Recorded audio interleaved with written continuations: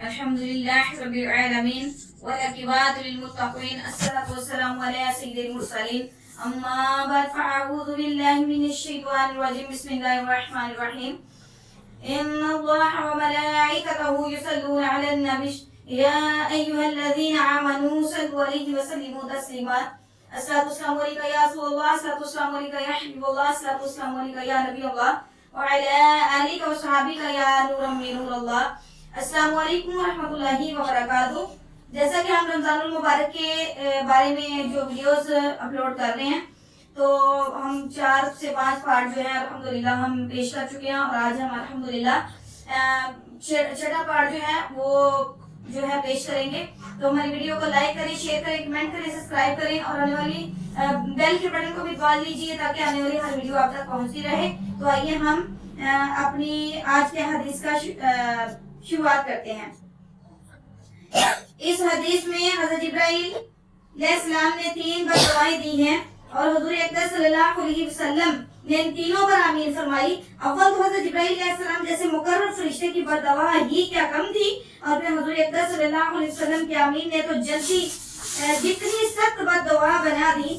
وہ ظاہر ہے اللہ کی اپنے فضل و کرم سے ہم لوگوں کو ان تینوں چیزوں سے بچنے کی توفیق عطا فرما دے، اور اس برائیوں سے محفوظ رکھے، اور نہ ہلاکت میں کیا طرز ہے۔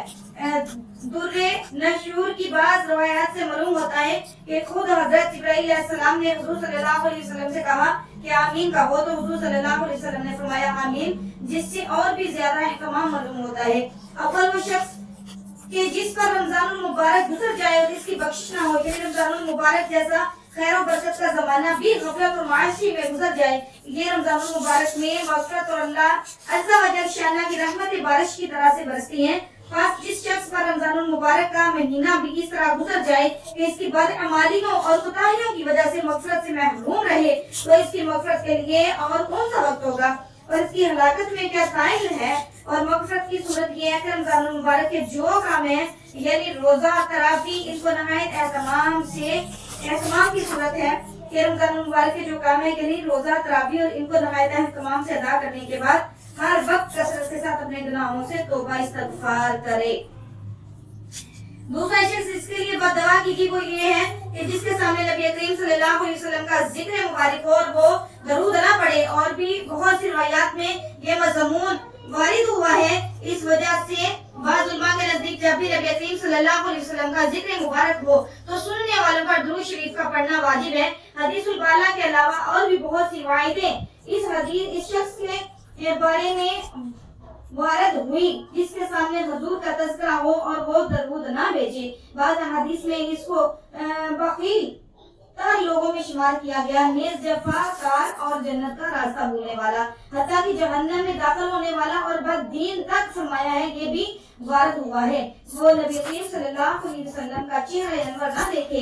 علماء نے ایسی روایات کی تعمیل فرمائی، مگر اس سے کوئی انکار کر سکتا ہے کہ درود شریف نہ پڑھنے والے کے لیے آپ کے ظاہری ارشادات اس قدر سخت ہیں کہ ان کو تحمل دشوار ہے، اور کیوں نہ ہو کہ آپ کے احسانات امت پر اس سے کہیں زیادہ ہے کہ تحریر و تقریر ان کا ہزار کر سکے۔ اس کے علاوہ آپ کے حقوق امت پر اس قدر زیادہ ہیں کہ ان کو دیکھتے ہوئے درود شریف نہ پڑھنے والوں کے حق میں ہر وعید اور تنبیہ بجا اور موضوع معلوم ہوتی ہے۔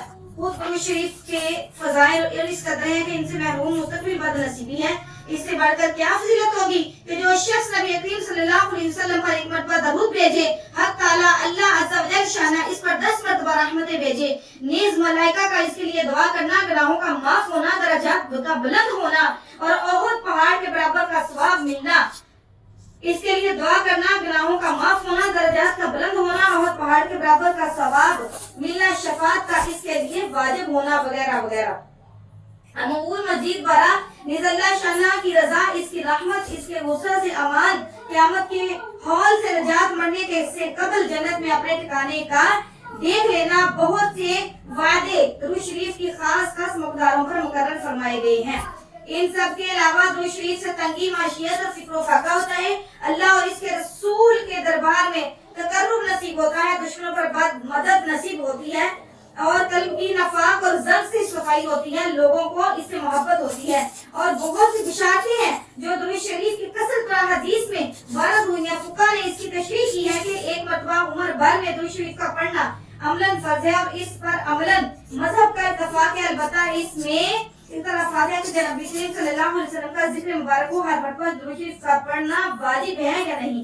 बाज़ उलमा के नजदीक हर मरतबा दुरूद शरीफ का पढ़ना वाजिब है और दूसरे बाज़ के नजदीक मुस्तहिक।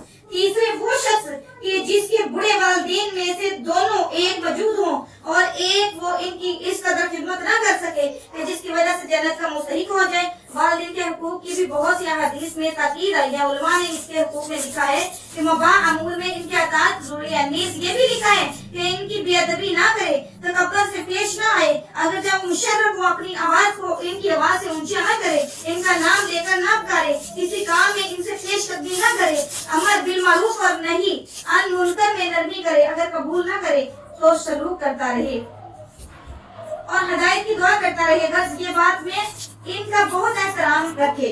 एक रवायत में है कि जन्नत के दरवाजों में से बेहतरीन दरवाजा बाप है, तेरा जी चाहे इसकी हिफाजत कर या इसको जाया कर दे।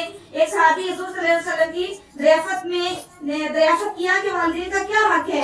आपने फरमाया वो तेरी जन्नत है या जहन्नम, इनकी रज़ा जन्नत है और नाराजगी जहन्नम है। एक हदीस में आया है कि मती बेटे की मोहब्बत और शफकत से एक निगाह वालिद की तरफ एक मकबूल हज का सवाब रखती है।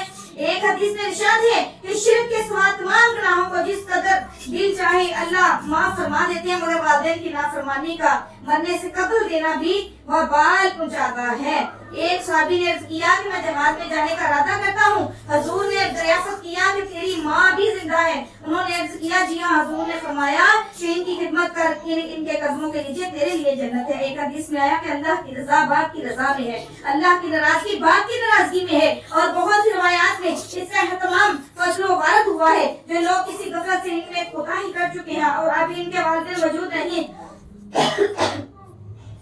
शरीयत मुतहरमा में इसकी तलाफी भी मौजूद है। ये हदीस में इरशाद है कि जिसके वालिदैन इस हालत में मर गए हों कि वो इनकी नाफरमानी करता हो तो इनके लिए कसरत से दुआ और इस्तग़फ़ार करने से मदीह शुमार होता है। एक दूसरे हदीस में वारद है कि बेहतरीन भलाई बाप के बाद इसके मिलने वालों से हुस्ने सलूक करे तो अल्लाह अज़्ज़ा व जल के प्यारे महबूब पर दुरूद पाक की शान देखी और जो बददवाएं दी गई वो भी आपने देखा कि जो रमजानुल मुबारक में तौबा इस्तग़फ़ार ना करे, जो अपने वालिदैन का दुआ एहतराम ना करे, मतलब कि हमें अपने वालिदैन का दुआ एहतराम करना चाहिए। हमें इन तीन बददुआओं से बचना चाहिए। एक दुरूद शरीफ ना पढ़ने वाला, एक रमजान में अल्लाह तबारक व तआला का जिक्र ना करने वाला, तीसरा वो जो अपने वालिदैन से बदसलूकी करे। इन तीनों के लिए बददुआ की गई। अल्लाह ताला हमें इन बददुआओं से बचाए और अपने वालिदैन से अदब एहतराम से पेश आने की तौफीक अता फरमाए। अलैहिस्सलाम पर कसरत से दुरूद पाक पढ़ने की तौफीक अता फरमाए और रमजानुल मुबारक का इतना मीठा, इतना प्यारा, बरकतों वाला, रहमतों वाला महीना है,